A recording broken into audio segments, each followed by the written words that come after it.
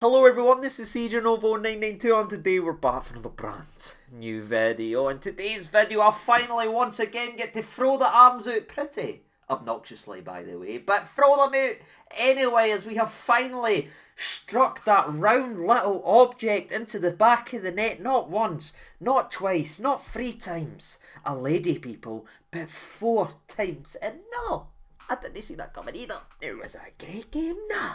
People, I'm not going to sit and lie. Even can I just enjoy the little hype bubble that I'm currently experiencing? The fact that Ryan Jack has stepped up with not only a goal, by the way, which is always greatly appreciated right here on the channel, but he also got an assist. People, look at it. He's put it on the plate for wee Hasbulla, and Hasbulla's ran like he's mad at the grass and pretty much just said, "Hey, Barisic." Now, granted, he did leave the park pretty soonest after that due to an injury, and we'll probably not see him again until January. But again, it just shows you the different qualities that we actually have in players that maybe didn't get to experience the light of day and get to actually play some football. So hopefully a speedy recovery to Ridvan. Hopefully it's nothing too serious. He was great the day. He was one of the positive sparks that we had. And again, taking a gamey football that if you missed the game, lucky you for the majority of it. By the way, when you look at the scoreline C4 now, you have to say, well, that must be the best performance in a while. We must. I played brilliant. We really never in parts. In fact, it was nearly a carbon copy of the 4-0 game we had versus Livingston early on in the season. And I do realise, as the words come out my mouth, the fact that I'm not overly excited or backing up a 4-0 performance as a great performance sounds very, very selfish and very, very spoiled. People, I do understand that, but what I'm just trying to tell you is how the game actually went. It was just like the Livingston game earlier on in the season where we had wee moments and periods and we put the ball into the back of net and that sort of glossed over, which was a pretty poor overall performance for the majority of the game. And I think that was the same then and it is right now, as those were large periods of that game that it was literally pulling your grey hair through the noggin out to people. But again, that wee man ran. Wee Hasbulla ran his wee heart out for us tonight, ironically against Hasbulla. It was Hasbulla versus Hasbulla, if you will, and actually made sure the game wasn't going to fall away because it started to threaten to. Believe it or not, when it was only 1-0 the first 10-15 minutes in to that second half, there was a header, there was a couple effing moments coming into the area with the ball, it started to look like Livingston could nick it and they were very close to a set piece, but that moments of quality, that moments of brilliance is what you pay the money and pay the wages for. He steps up, done a big moment, and that helped set us on to what we were able to do for the rest of the game. Livingston then had to make a lot more attacking changes. Again, it is a cup quarter final, they've got to go all for it, and we just stung them and hurt them for 2 late goals, including my boy Ryan Jack scoring like a culture centre forward. But believe it or not, it isn't just Ryan Jack that I'm going to speak on pretty early from this game of football, because despite it not being maybe a great overall performance, there was some very good individual performances, and I thought the performance of Ryan Jack was good. You know what you get with Jacko? If you look at our win record or our win statistic when he's in the starting 11, it gives us something that nobody else does, and that's protection to the back four. Something the back four needs quite a lot, especially that right hand side with Tavernier bombing up and knows quite as much getting done, or if he's doing, he's not quite getting up as he used to as well. So I think Jacko had played an important piece into balancing the overall side today, and it allowed Tavernier to go and grab another assist we probably take for granted just because the way he is and the ridiculous stats that he's done. So I give Jacko his flowers for tonight, but I want to speak about someone else as well, Mr. Ben Davies, because a lot of people has maybe rubbished his physicality and that, and he obviously has made his mistake in the past. We can't rewrite history. All we can do is judged on what we can do going forward and what he's been able to do since making maybe the high blunders you're thinking of right away, and that's been roll his sleeves up, read all the nonsense that people wrote about him, read all this, read that Stoke was coming in and people wanted us to pay Stoke to take Ben Davies for us, whilst we had someone who was letting goals in every single time doing his side. He had to be patient, he had to wait, and since returning to the starting 11 at this football club, Ben Davies has now played in 4 games. In those 4 games we have 4 wins, and in those 4 wins we have 4 clean sheets. You might not like them individually, but Ben Davies and Connor Goldson, that there is a spine you can truly build your team around, and that looks like what we're trying to do. It's just good to see some clean sheets, and I think he's a major part of that no one is talking about, because again, he isn't flashy, and maybe he doesn't do the long runs that John Souttar does, but he just does his job quietly, people, and that's been needed when we've been so poor and been so slack and lacklustre going forward. We've needed that stability at the back, and I think the big man should get a wee bit more respect for everyone, as well as he's came in, done his job, and helped transform what was a leaky defence that was conceding goals to everybody to one now that's went 4 goals without conceding a goal. Now granted, we weren't playing exactly the greatest opposition in front of goal in this game. Again, we talked about it in yesterday's preview video. They have been playing pretty poorly going forward. They've been sort of laying off possession and hitting long balls, pretty similar to what we've been doing pretty recently. But again, you can only ever beat what's in front of you, and I thought it was a professional display from the overall defence. No really giving anything too much besides one set piece where they ended up hitting away. I believe they ran away for Jose in the box with a header and maybe a long shot from Stephen Kelly. That was it in terms of what they were able to muster. So give a wee bit of respect to the defence that, again, we've moaned about long enough. And the last player that I want to give a wee individual shout out, by the way, believe it or not, isn't even wee Ridvan. We've already talked about him today. I want to talk about Seema, people, because if there was one player besides the one that we've mentioned that really stood out to me, it was that lad. I think it was interesting because I did see a wee bit of comments here or there saying, oh, he's not interested in the domestic games. He's not interested. He's just here to play in Europe because he wants to bolster his profile and go back to Brighton. And again, everyone's entitled to their opinion, but what I liked for the lad of the day is that was wet, that was windy, that was probably Scottish football at its peak versus what the peak Scottish football opposition is in terms of David Martindale's Livingston side. And he put himself about, he rolled his sleeves up, got stuck in, got kicked for pillar to post, didn't let it put off him, even gave some back, maybe slightly controversially given the first goal, but I liked that for the big laddie, who again has had his own criticisms, saying no fancy in this or no fancy in this, or he's just a show pawn, or he's no this. He rolls his sleeves up, I should say, and got dirty tonight, and that's what we needed. For me, he was our best attacker by far. A goal almost to kinda an assist, and we move on. That could be a starter for that man as well, as he just looked better and energised and driving, and maybe he is starting to adapt to the physicality, but he was getting stuck in. I really like what I've seen for Big Seema of the day. What about you? But I'm moving away from individuals and getting into the game recap. For me, it was the best we've started a game of football for a very long time. I thought the opening 10 minutes was the best, the sharpest. We had people going in the box, we were trying things and moving the ball forward before again we started to falter away into what it ended up becoming. But I want to talk about the goal again, talk about the positive start, as I thought Seema again runs in, maybe a bit of controversy around this one. For me, I can see it given as a foul all day long, to be honest. I think it is a foul. Probably is the way modern day football is, but it was never a foul for me. I think the defender is trying to do what defenders do these days. The second they get touched, they flop like fish. We hate it, but it's usually given, ladies and gentlemen. If it's two midfielders, they're not going doing like that. If it's two attackers going at each other, they're not doing that. But it's the players there is trying to be coy, he's trying to play clever. You hear it all the time when you watch football. Oh, he's been clever there, he's been coy, he's won a foul there. The defenders tried to play that way and play in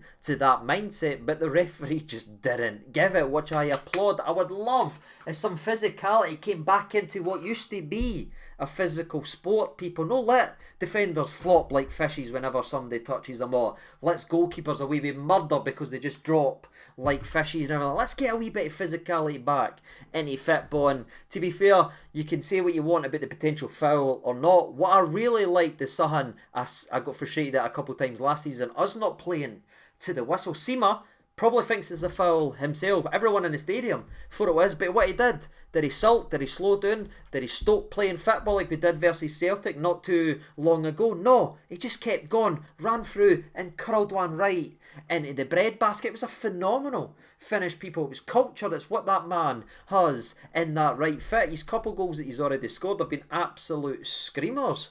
If you look at it, and I give him a lot of love and a lot of respect for the fact that he actually played on to the whistle. Again, it sounds like a simple thing, but me and you both know we can think of several incidents over the last couple months where we've stopped playing and stopped and done the job for the referee, play to the whistle, put the ball in the back of net and give the referees a decision to make. And that decision was goal. But again, as I say, this was the best we had started the game for a very long time, and we've took the lead earlier in the game. I'm a bit falling off my seat. I'm sitting here staring at this saying, oh my, we could really be on to something, and then it just slowed to a crawl, people. It really, really did. I mean, Sam Lammers, who's 6'3", took a corner. What's happening? Range, honestly, see when Sam Lammers, who again is 6'3", one of the tallest players on the park, is whipping in set pieces. That was it. I thought this football club's finally broke me, people, because it was already on the slide, and then that moment happened, and I was saying, what are we actually doing here, man? The biggest guy,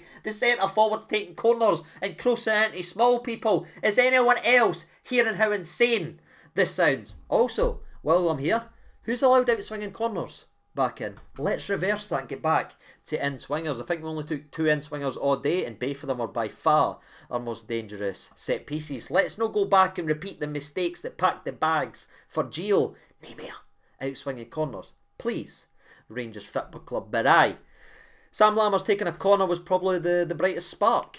It was left of the first half as it just slowed to a crawl and a crawl and a crawl. Stephen Kelly had a long shot that was well over. I thought Lunny done a lot of good things. It's maybe ugly stuff that you'll not pay attention to. Tracking back, winning the football, tracking back, winning the football. Again, it's not pretty, but that's his job in the middle of the park, sorry, and I thought he'd done that spot on. And aye, we go into half time after such a great start, just dying on its arse for the rest of that first half. Again, 35 minutes of sleepwalking football, and we go in at half time saying, right, maybe we'll just start off positively in the second half and wrap this game up. We need that second goal. Let's not give Livy anything to actually come into. And it's got to be said, people, the team that came out the second half with a point to prove again wasn't as very similar to the Motherwell game. The team that started better in the second half was the opposition, as again they started flinging some balls in. Nobly took Tavernier for a walk, knocked him on his arse and ran. It was a really good bit of defending for Connor Goldson for there. They whipped in a couple set pieces as well. One of them was claimed well by Butland. We got another big header on one, and you're thinking, right, here we go, maybe Roof will get a goal. Oh aye, Roof went off at half time, possibly injured, and again, people, 2 players that's adding and something different to this team. Both Ridvan and Roof left the park due to an injury. Our last game, Rabi Matundo, someone who adds something a bit different, left the game with an injury. It's just sear. We constantly get the injury bug, and aye, we ended up making a move for Dessers, and I'd love to say some positive. Again, I keep waiting and hoping it's going to turn around for a laddie, but aye, I think Roof got more touches in the second half than Dessers, and again, Roof got subbed off at half time. But let's talk about the 65th/66th minute then, shall we? Again, we've already showed it in today's video. Jacko taking the ball in, passing it to wee Ridvan, and Ridvan just takes off with the football, again giving a middle finger to Barisic as he runs and gallops by the bench, sprints through, and it just hits it.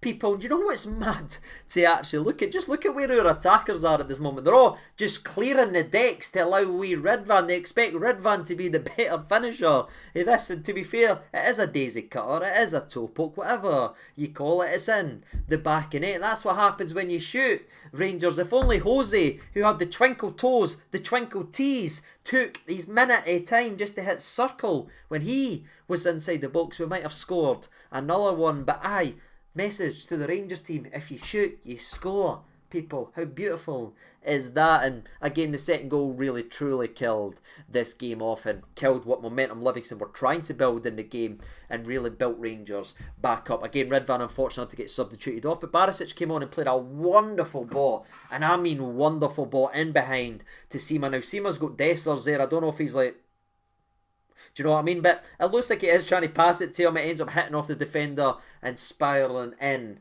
to the back of net. Now you could call that luck. Now you could say whatever you want. But for me, he's using the contours of the taze, people, to loop it air the goalkeeper. And that is exactly what Brighton paid for with that money. That was free. That should have been but we ended up getting a couple minutes added on, people, after extra time. And what happened?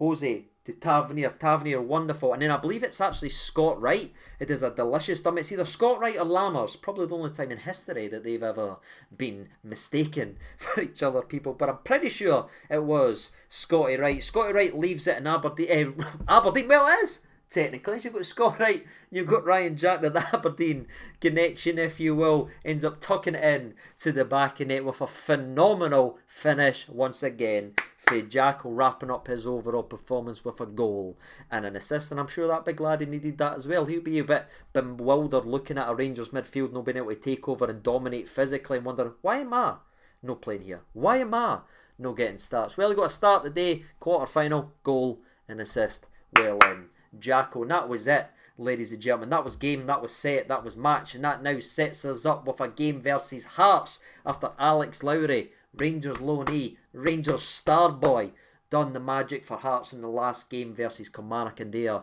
cup quarter final with a delicious drag back, tucking it in to the back of net. It's all set up now. It'll be a very interesting Hampden encounter with two teams that should really go for a throttle and two teams that usually really go for it, especially when they're against each other. If only we could call Sakala to come and play against Hearts. But that was it for me. It was 4-0. Yes, the scoreline's probably flattering, but again, we've played in a lot worse games and seen a lot of worse results. For me, it was one of our most positive performances in spells. Again, I'm saying in spells. I'm not saying it's great or fantastic, but there was periods of play that was decent. I just needed some positivity today. I needed some goals. We got it on a wet, windy night. We only lost 2 players to injury, so maybe that's a blessing. Is it?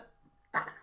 People, right? At least we lost only 2 to injury, so we move on. And remember, people, I don't know if anyone has mentioned it or if you've heard it, by the way, but this was our 3rd game in the last 7 days, so considering all that what we've talked about and the fact that it was the 3rd game in 7 days, don't know if you've heard of that, maybe I've not mentioned it, but it was the 3rd game in 7 days. I think we can certainly take that and say that is pretty decent. Let's take it to the weekend and repeat the exact same scoreline. That would be sensational. But aye, let's wrap up today's video by asking you your thoughts down there in the comment section below and who was your man of the match. Until next time, ladies and gentlemen, I'll be CJ92. Thank you so much for watching and bye-bye.